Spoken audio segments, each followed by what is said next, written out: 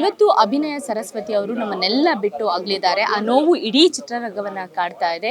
ನಮ್ಮ ಜೊತೆ ನಟಿ ಮಾಳವಿಕಾ ಅವರು ಕೂಡ ಇದ್ದಾರೆ. ಇವತ್ತು ಅಂತಿಮ ದರ್ಶನವನ್ನ ಮಾಡ್ಕೊಂಡು ಬಂದಿದ್ದಾರೆ. ಮ್ಯಾಮ್, ಇವತ್ತು ಸರೋಜಾದೇವಿ ಅಮ್ಮ ಅವ್ರನ್ನ ನೋಡೋದಕ್ಕೆ ಒಂಥರ ನೋವು ಬೇಸರ ಎಲ್ಲ ಆಗುತ್ತೆ. ಈಗ ಅವ್ರನ್ನ ನೀವು ನೋಡ್ಕೊಂಡ್ ಬಂದಾಗ ನಿಮ್ಮ ಮನಸ್ಥಿತಿ? ಪ್ರೀತಿ ಜಾಸ್ತಿ ಬರುತ್ತೆ. ಇಂತಹ ವ್ಯಕ್ತಿ ಮತ್ತೊಮ್ಮೆ ನಮ್ಮ ಮಧ್ಯೆ ಇರಲ್ಲ ಅನ್ನೋದು ಬೇಜಾರು. ಅಂದರೆ ಈ ಥರದ ವ್ಯಕ್ತಿತ್ವ ಮತ್ತು ಅವರು ತಮ್ಮನ್ನು ತಾವು ಪ್ರಸ್ತುತಪಡಿಸ್ಕೊಂಡಿದ್ದ ರೀತಿ, ಸಮಾಜದ ಮುಂದೆ ನಡ್ಕೊಂಡಿದ್ದ ರೀತಿ ಎಂದೂ ಯಾವತ್ತೂ ಯಾವುದೇ ಒಂದು ಕಾಂಟ್ರವರ್ಸಿಲ್ ಸಿಲುಕ್ತವ್ರಲ್ಲ. ಯಾವಾಗಲೂ ಸದಾ ತಮ್ಮ ಗೌರವವನ್ನು ಹಾಗೆ ಅಚ್ಚಳಿದೆ ಉಳಿಸ್ಕೊಂಡವರು. ಅದು ವ್ಯಕ್ತಿಯಾಗಿ as a persona I think she is one of the greatest actresses of South Indian cinema.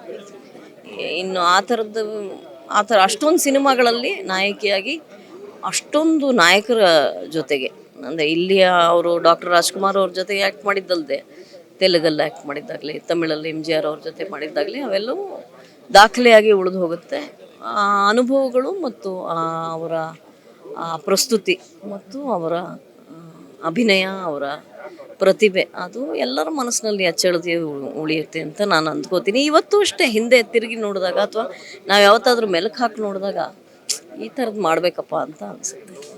ನಿಮಗೆ ಇವರು ಯಾವ ಥರ ಸ್ಫೂರ್ತಿಯಾಗಿದ್ರು ಮ್ಯಾಮ್?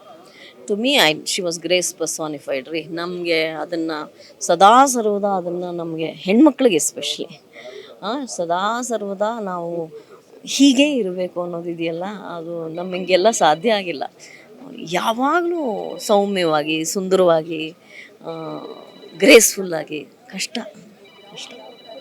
ಬರೀ ಅವ್ರು ನಟಿಸಿದಂಥ ಕಲಾವಿದರ ಜೊತೆ ಅಲ್ಲ, ಚಿಕ್ಕವ್ರ ಜೊತೆ, ದೊಡ್ಡವ್ರ ಜೊತೆ, ಎಲ್ಲರ ಜೊತೆ ಕೂಡ ತುಂಬಾ ಚೆನ್ನಾಗಿದ್ರು. ನಿಮ್ಮ ಜೊತೆ ಹೇಗಿದ್ರು ಮ್ಯಾಮ್? ಇಲ್ಲ, ಕಲಾವಿದರನ್ನ ಅವರೇ ಫೋನ್ ಮಾಡಿ ಮಾತಾಡಿಸೋರು.